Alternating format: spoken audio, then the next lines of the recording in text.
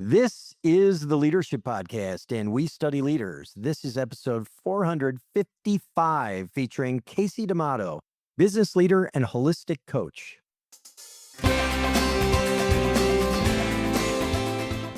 Welcome to the Leadership Podcast. Jim and Jan interview leaders who are blazing new trails.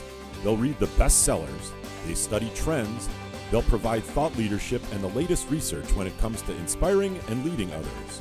They'll get you access to the great leaders of our time and help you learn from the very best.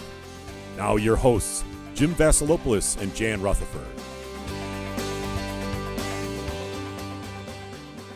Thank you for joining us today. This is Jim Vasilopoulos, founder of Rafty Advisors, and this is the Leadership Podcast. Hey everybody, Jan Rutherford, founder of Self-Reliant Leadership. Thanks for making us a part of your day as we study leaders. And as Jim said, this is episode 455. That means there's 454 episodes in our catalog. And I guarantee if you've got an issue, challenge, or problem, we've got an episode that would probably help you. All you have to do is ask, and we'll be glad to steer you in the right direction. And all those episodes can be found at theleadershippodcast.com. Yeah. And Jan, I got an email today from Darley with Paul's March and April video message, and I listened to that. It's a great company.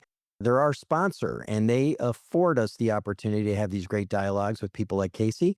And Darley's mission supports all our military and first responders with the equipment they need to ensure mission success, whether that's a water pump, a drone, or emergency medical supplies. Learn more about this fantastic company and the people supporting our nation's heroes at darley.com. That's DARLEY.com. Darley, you serve others, we serve you.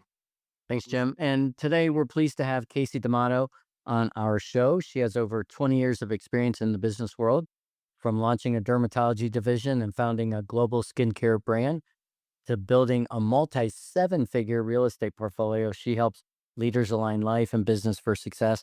And Kasey, I believe you are the second woman we've had on the show who is also a physician assistant. Oh my gosh. Wow. Okay. I I'm in think good you're right. company. Yeah. So, well, welcome to the show. Thanks. Thanks for having me. And so we told you ahead of time that we're going to ask you, what can't we find out about you on the internet? What's something would be hard for someone to know? Oh my gosh. What could you not find out about me on the internet? I like to rescue big dogs. That is a secret.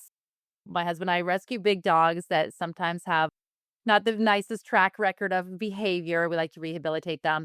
And I find that challenges us in our own discipline, right? You have to be that calm, confident leader to be able to rehabilitate Rottweilers, boxers. Right now we have an English bulldog, and we like to retrain them and resocialize them.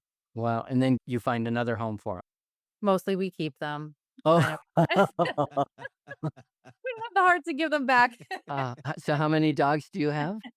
Right now we have one. At one point we had three. We had a Rottweiler, Yeah. a boxer, and an American bulldog all at the same time, with a cat who also thinks he's the boss. And so that is a secret fun fact. We like to rehabilitate these dogs, but then we don't have the heart to do anything. We keep them. Yeah.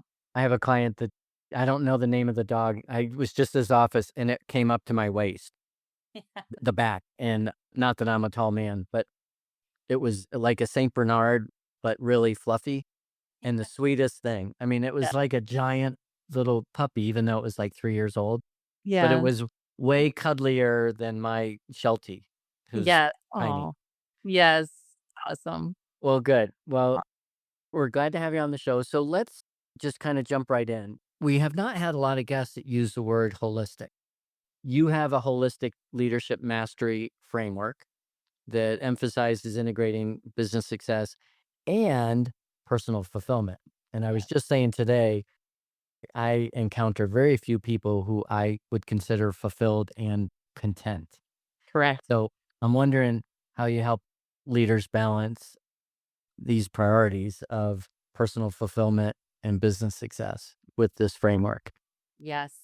I think it's a challenge that so many of us have. I'm a serial entrepreneur, but I started in medicine. I started as a dermatology physician assistant. And I think that coming from that service provider standpoint, I see things a little differently. And those of us that are serial entrepreneurs or strong leaders, whether you're working and you're an entrepreneur, you're a strong leader working within an entity, or you're a founder and doing something on your own, we tend to have this grit and determination and the success drive in us to go, go, go.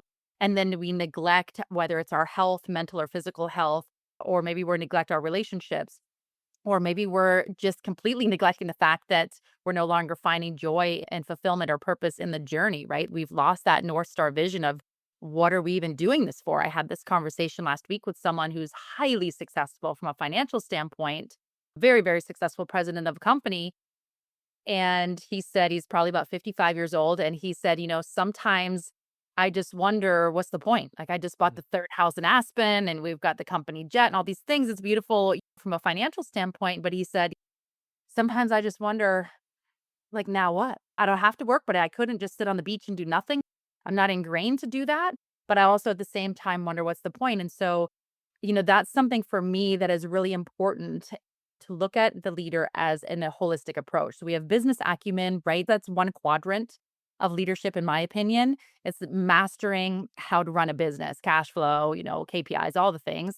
And then we've got another quadrant that is self leadership, that is navigating emotional intelligence and understanding how to read your own emotions, how to regulate them, how to control them, and then how do you understand other people's emotions and how do you lead yourself and then lead your team from a self-leadership standpoint, bringing us to quadrant number 3, which is team leadership, and 4, which is industry leadership. How are you breaking through the noise and becoming number 1 in your industry? And so to me, strong leaders balance all 4 of these quadrants, and Yeah. they do find a path of business success and personal Yeah. fulfillment journey. Let me ask you, I had a mastermind this morning with some really great folks, and we're talking about leaders being overwhelmed. Yes. And, my simple diagnosis, hypothesis, differential diagnosis, whatever you want to call it, is that there's a lack of discipline with regard to how we spend our time. Do you think it boils down to something that simple? And do you think that you're seeing the same thing, that people in general, leaders especially, are just absolutely overwhelmed? 1,000%. The overwhelm, which leads to the burnout. And to your point, I could not agree more that the quote unquote diagnostic tool, if we're speaking in medical terms, is how and where are we spending our time and energy. And if we can see that and we can recognize where we're spending our time and energy, and is it the thing that's moving us forward, not just in the business standpoint, but also on the personal side of things, whether it's health, whether it's relationships, whatever it might be, right? Where are we spending our time and energy on business and on personal? And are these efforts really the thing that is driving the results? Because we all know that it's only 20% that's driving the results, and the rest of that 80% is not. And so, how are we constantly dialing it in more and more and more so that we're getting out of that state of overwhelm and our energy is going to what matters? We're hiring people where we need to. We're eliminating the fat of what we don't need to be doing. And we're constantly recalibrating. I like to recalibrate every 90 days, constantly recalibrating the time and energy every 90 days. Yeah. So, Casey, I'm going to ask kind of a complicated question, but I'm really interested in this. And so you have talked about that emotional intelligence and resilience are key to sustainable success. Agree. 100%. Right on board with you. And there are kind of two schools of thoughts, and I'm not sure it's an either or, and it could be a both and, but I just want to get your perspective on this. There's the holistic approach, which is more like talking about balance. Okay, I've got all these elements and I need to keep them in balance. And then you've got maybe the strengths based approach, which is, hey, strengths finder, just work on your strengths. Don't worry about your weaknesses and just lean in on those. And Yeah. that kind of maybe goes against theoretically what you would say a holistic approach is let's work on the balance. Whereas like, hey, I have to work on skills that maybe aren't innately my strength, Yeah. which I think most people, it's hard to teach emotional intelligence. I'm not saying you can't, but how do you see this potential conflict between a balanced holistic approach and a strengths-based approach? Yeah, I love that. I call it the yin and the yang Yeah. energies. We'll call it the masculine or the feminine energy, the yin and the yang. We have the grit and the determination of like, we're going to lean into the strengths and we're going to go. We're going to just push through no matter what. Nothing's going to stop us. Nothing's going to get in our way. We're going to overcome the obstacles.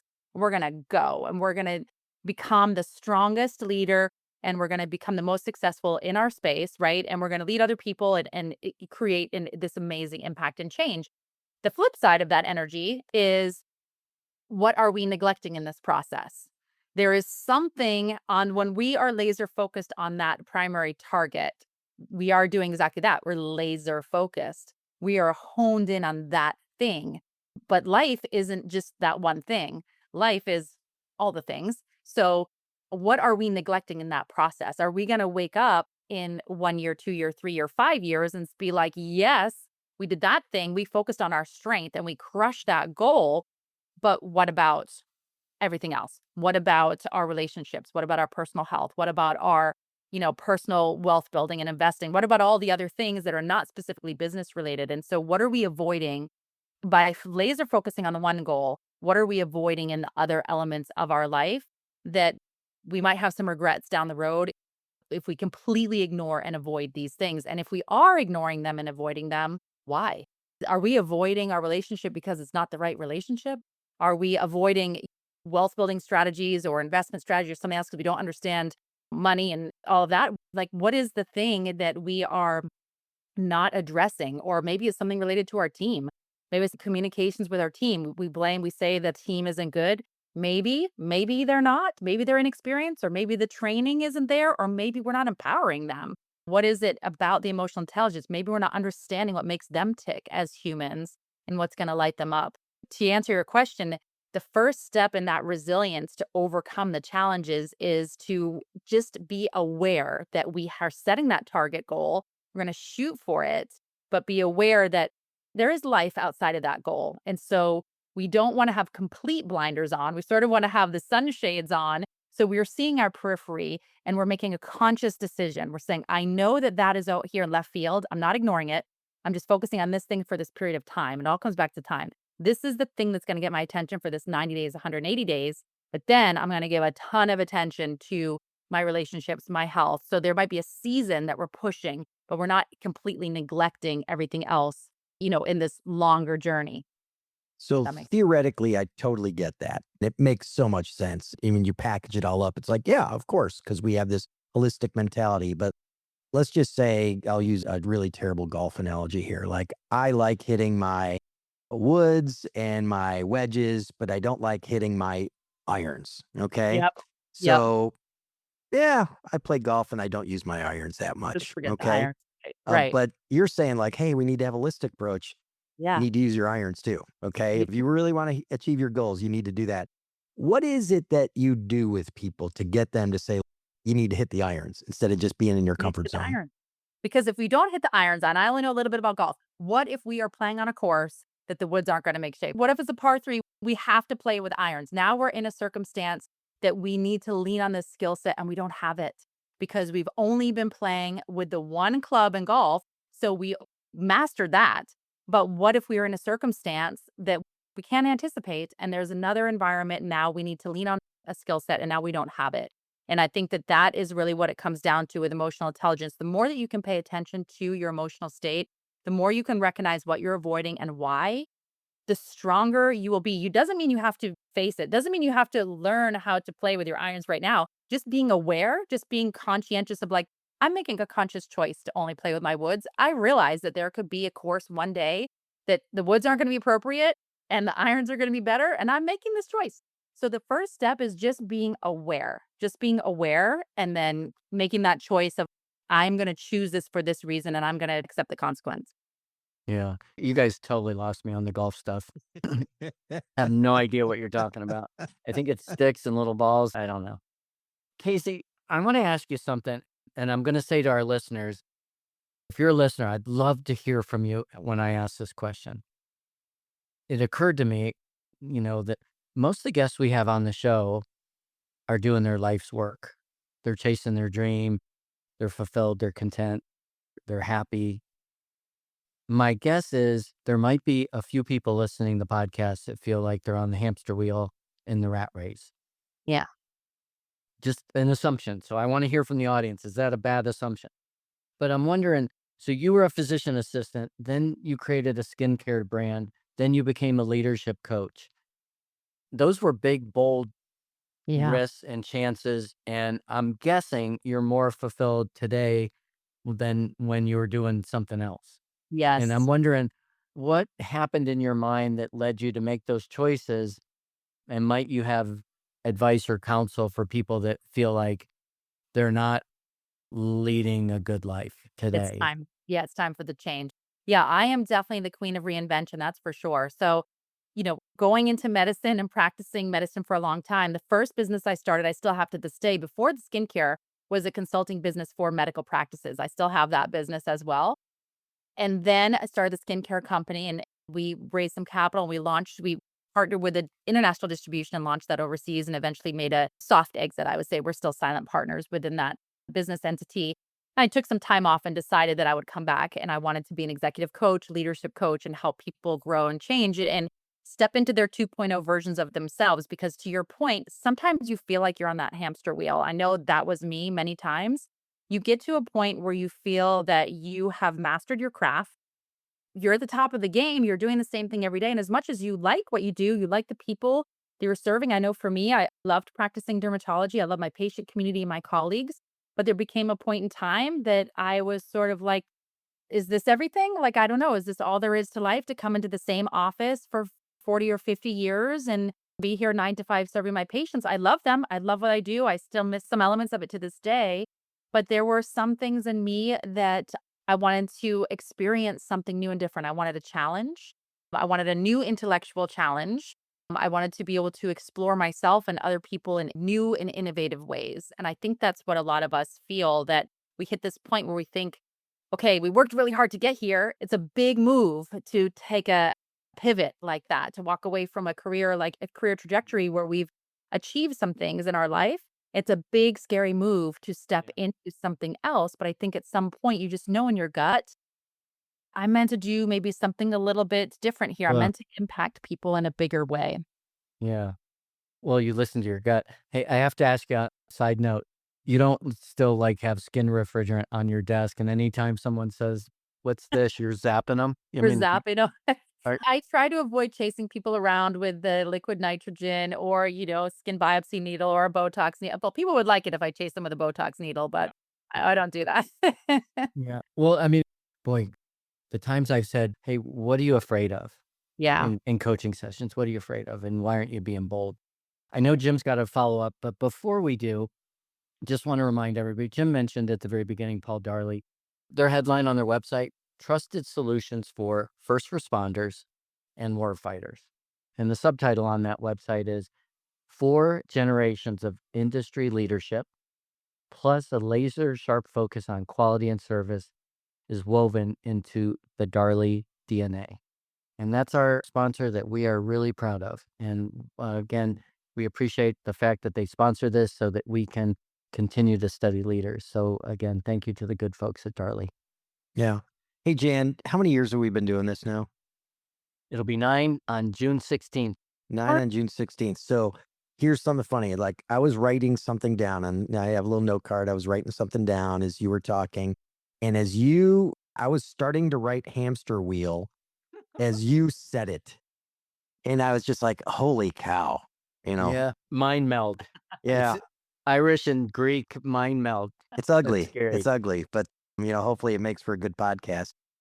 So it got me thinking as you guys were talking before about people being on the hamster wheel and they kind of get stagnated in this and that.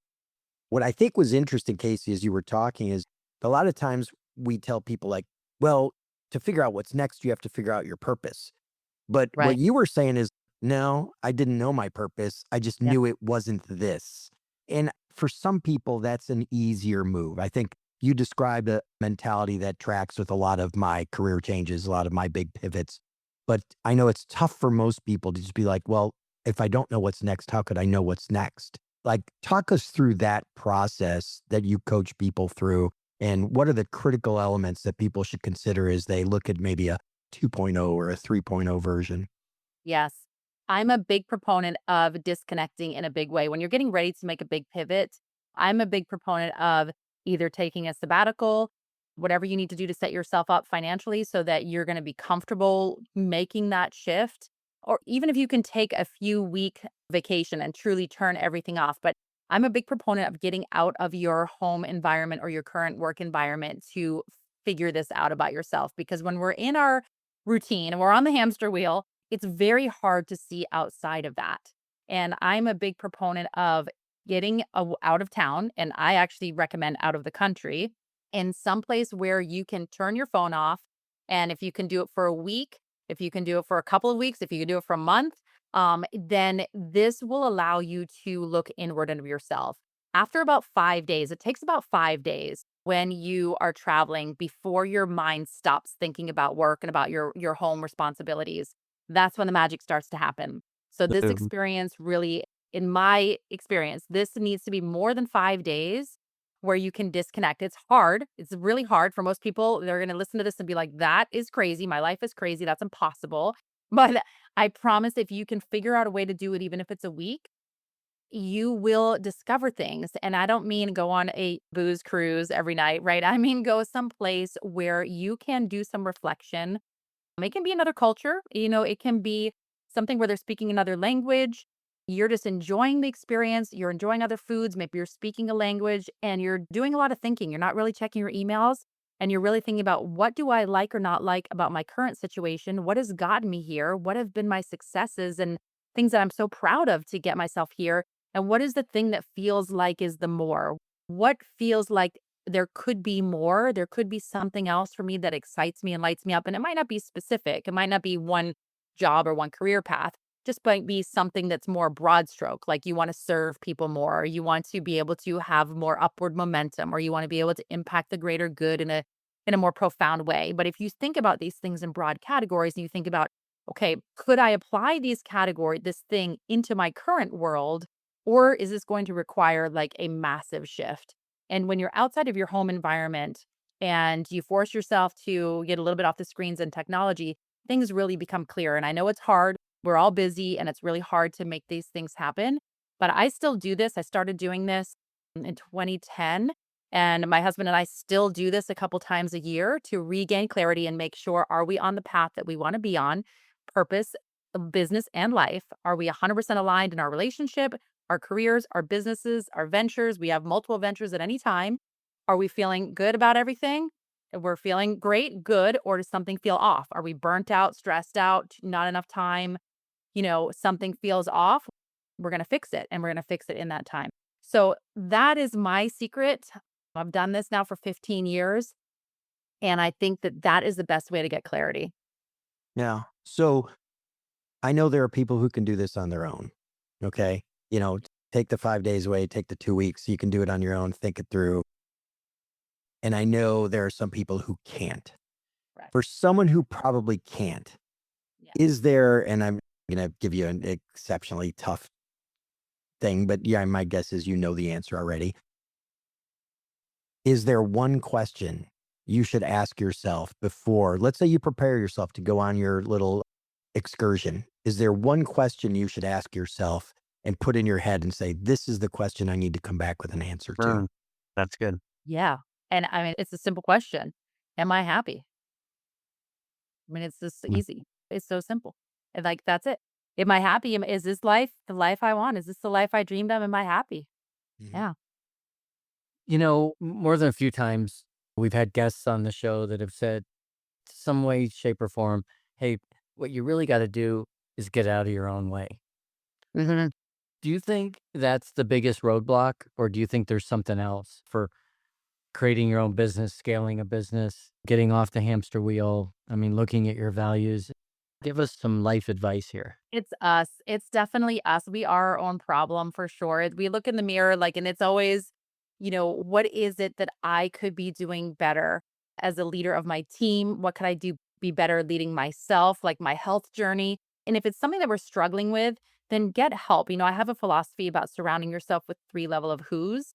So if it's something that you continuously struggle with, so for me, I put the health last. I will serve my clients first, the business responsibilities, my responsibilities as a wife and family member, but I'll put my health at the bottom of the list. Not everybody will do that. So, get a health coach because I need the accountability there because it will slip off. I won't get the 10,000 steps or, the sleep pattern will get off or whatever it might be. So if you're finding yourself like this is the thing that I tend to neglect, whether it's something about the business, whether it's relationships, whether it's health, whatever it might be, get yourself support there. The 3 level of who's is you should have a team of coaches and mentors and guides of people that can help you in different areas of your life. a team of people that are peers, collaborators, people that are going through it together. And of course, your team of people that are supporting you, that are work for you or with you in your ventures. And so if you're insulated at the 3 level of who's, then you're going to avoid the burnout. You're going to avoid the hamster wheel. You're going to have support and accountability in the things that you neglect doing. And so you can dial that in and you can avoid making mistakes and you can move faster and get past those points. You have someone holding that mirror in front of you saying, "You are the problem. You are the problem. You're not getting the 10,000 steps in a day. Like only you can get outside and do the walk, right? Like you're the problem. You're saying you want to be healthier, right now, get the steps in, or you're saying you want stronger sales in your business. What are you doing to lead your sales team? What are you doing to refine the process? And what are you doing from the marketing standpoint? Like, if you want the thing, are you the Yeah. expert or are you going to bring someone in who's an expert who's going to guide you to get past your roadblocks? Because 1000%, we are the ones holding ourselves back. And if it's not Yeah. tactical, it's a mindset and a fear thing. Casey, let me ask you kind of a personal question. You strike me as a very, very self-confident person. Is that how you've always been, or was that something that you developed? Oh my gosh. I don't know if I classify myself as very self confident. I'll take that as a compliment, though. I think you develop that over time. Like, I think that you just build confidence.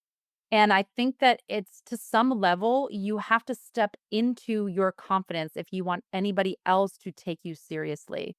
So if you feel insecure about what you're doing, and it doesn't even matter if you're a beginner, you don't have to be the one that has 20 or 30 years of experience. You just have to step into the fact that you are owning what you're doing in your own way and be confident about Mm. that. And I think that that's critical for success. And I always tell people, like, if you don't believe in yourself right now, nobody else will. And so Yeah. that's for me, again, coming back to the reinventions and things like, if we're going to step into a new role, how are we going to be 100% confident that we will be successful in this role? We will navigate this, even if we're starting out as a beginner. Still have confidence. Yes, I'm a beginner, but I am confident in doing this thing. And I think it's critical. Confidence is critical. Yeah, I think, I would just kind of want to talk about barriers. And most of the barriers are self imposed that we have to making progress, whether it's a mindset or it's confidence or it's people will make up barriers like, well, I don't have the money to afford a coach or something like that. It's like, well, Yeah. you can Yep. just ask a friend to play a role. You don't have to have Yeah. the money, but we create barriers. What do you do to help people kind of, I guess, identify and break down barriers? And maybe it's just a conversation, but what are the most common barriers you're seeing? How do you help people through that? Yep. I play the what if game. The whole I don't have the time or I don't have the money, right? Those are usually the two. Sometimes it's confidence. I don't have the confidence. Like, what if you did? What if you did? Then what would you do or how would you feel? And then we start playing the what if, and then what would you do from there? And then what if, what if? And then you start to reverse engineer to exactly your point. You start to then problem solve and brainstorm. Okay, we realize that financially right now might not be the time for a personal coach. So to your point, like, is there a friend or a family member, someone who brings you energy? What would a coach do for you? What if you had a coach? How would they make you feel? Confident, clear. Is there a friend or family who makes you feel that way? What if we set something up with them? So we play the what if game, or, I don't have time. What if you did have time? What would you do differently in your life? What if we were to change 20% of your calendar? That's something I challenge my clients with. I challenge myself with every 90 days. We look at data points, I look at metrics and KPIs, all the business fun stuff every 90 days. And then I challenge myself to change 20% of my calendar every 90 days. Now, I can't always change 20%, but I challenge myself. I reevaluate the time and I say, how am I going to reallocate where I'm spending my time and energy for this next 90 days? I'm going to revisit this again. And so I take the calendar and the time as a accountability measure to myself to then play the what if game. What if I cut this one thing off the calendar? Would I have time for this other thing that is important? Yeah, I really like that. There's a theme here that I think is interesting that we haven't talked about, but I just want to call out because I'm really interested in this is you are very active in holding yourself accountable. You. Like you regularly go back, review things, hold yourself accountable. And, that's something I think everyone struggles with is that personal accountability. Like in the same way that you're willing to kind of let your personal health suffer to serve other people, like many times we are not good at holding ourselves accountable to the things that matter most. Quick tip on how to hold yourself more accountable. Have others also hold you accountable. So, I have my team hold me accountable on things like the data reports, right? So they will hold me, and then the coach holds me accountable, the health coach on the health side of things. So even if you're not hiring a coach, even if it's somebody on your team or somebody you collaborate with, have other people who are also holding you accountable, and it's something that is on your calendar. It is on your calendar. It is regularly. We've got this standing meeting that we know. I know if we're talking about the metrics, it's also time for me to look at the calendar. They go hand in hand. And so there's somebody else in the mix, even if it's someone who works for me, that brings this to my attention. And I'm like, hey, hold me accountable. I will put that into like, hold me accountable for this. Do not let me not do this because I need it for me, which need it for you, for everything. And so I think that it is, taking self-responsibility and being accountable for ourselves. It's hard if we live in a silo. It's much easier if we do it with others and in a safe environment where there's no judgment, but it's just somebody else there as a reminder. Like, and again, this is more about awareness than self-punishment. It's more of like, okay, my health coach might say, did you get the 10,000 steps in today? And I might give her like the middle finger emoji, like, no, I didn't, and what are you going to do about it? But still, it's just the awareness because I know if she checks in every day, more days than if I didn't have her at all, I would get the 10,000 steps in than if I didn't have her at all. So whether I give her the middle finger emoji or not, it's not self-punishment that she's saying, did you get those in? And she's going to, send me to detention. Just keeps the awareness. Yeah. Yeah. Kasey, as you listen and speak today, Jim said, hey, here's the theme he came up with. Was there a theme that you think we talked about that's different or incongruent with your model, your framework? I'm just wondering what your takeaway might be. Oh, for sure. I mean, I think so many people feel like they're the hamster on the wheel.